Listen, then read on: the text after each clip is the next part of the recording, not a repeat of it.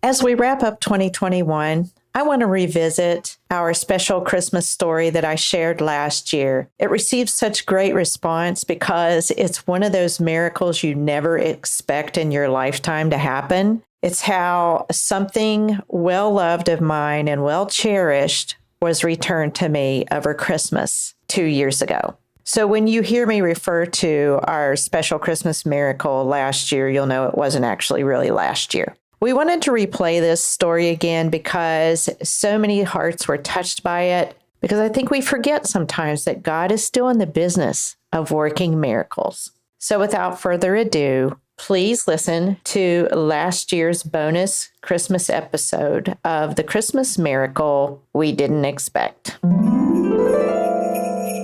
Every once in a while you hear of a Christmas miracle, and last Christmas I got mine. You see, 25 years ago, I made a snap decision I would later regret. A young wife with 2 toddlers and a baby, I was packing our house for a job relocation back home.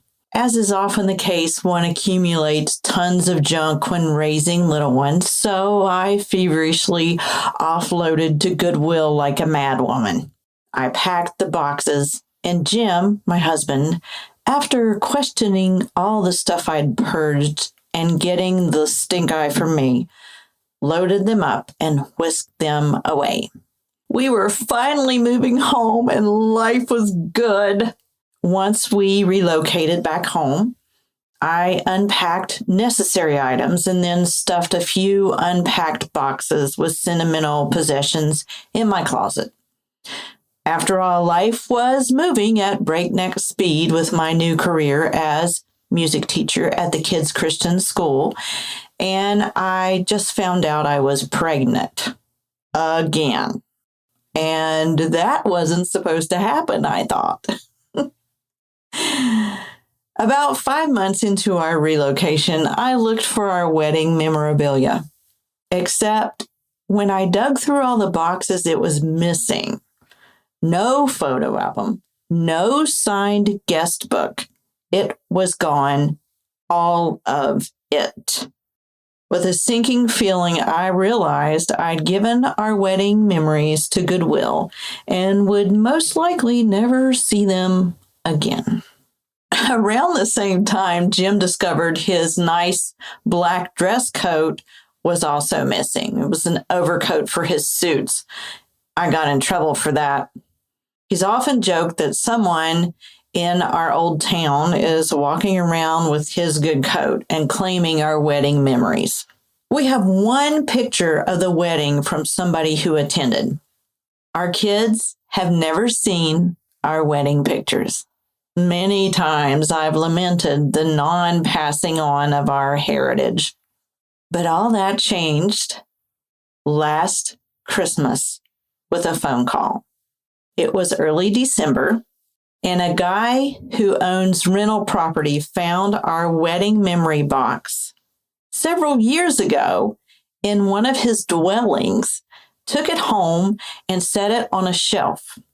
And that's where it sat for 20-something years until he decided to open it early last December.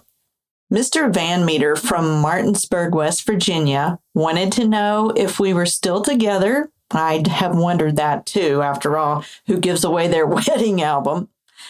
And he proceeded to tell Jim our engagement story written in our wedding guest book. So we knew it was legit. How did he find us? Well, inside the box was an old bulletin from our church, Maple Valley Baptist, where my dad pastored for years. And my dad's name and home phone number was on the front of the bulletin. Long story short, my dad and mom still had the same phone number, and the wedding box found its way home on December 21st, right when all our kids were home for Christmas. And that's a miracle in and of itself, because when you have 4 kids spread out across the USA, you don't get together very often. My eldest snapped a picture of Jim and I with the kids gathered round, getting their first peek at our wedding photos. When asked why Mr. Van Meter would do this for us, he responded, "I've been married 54 years. I would have wanted someone to mail me my wedding memories too." That's so crazy, right? I never dared to dream or even pray that my wedding photos would be returned because I knew where they went. I knew they went to Goodwill, and I knew that people threw them away. Why would anyone else want them? But you know what? My mom did pray for that right from the start. She prayed for years for that album to come back home. She's the prayer warrior in the family. We could all take a lesson from her, especially me, the former cynic. But nothing is impossible with God. And this showed me again what a personal God we serve that cares about the smallest things, which was kind of a big deal to me. I guess Christmas miracles still really do come true. However, Jim's coat is still gone. Thanks for listening to our Christmas miracle story. I hope you've been encouraged by it. And I pray that if you know someone who might need a little lift, that you'll share it with them. You know, we still serve the same God that sent Jesus as a baby all those years ago. And I remember the words of Mary when she said, "Nothing is impossible with God." She realized that, and it is the same God. Aren't you thankful? I pray that you'll have a happy Christmas, a wonderful time with family and friends.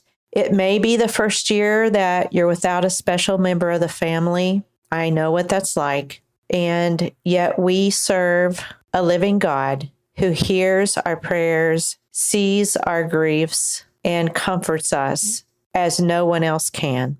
He gives peace past all understanding. So I pray that you will have a great Christmas and a joyous new year and walk in that peace that God offers you. Thanks so much for listening.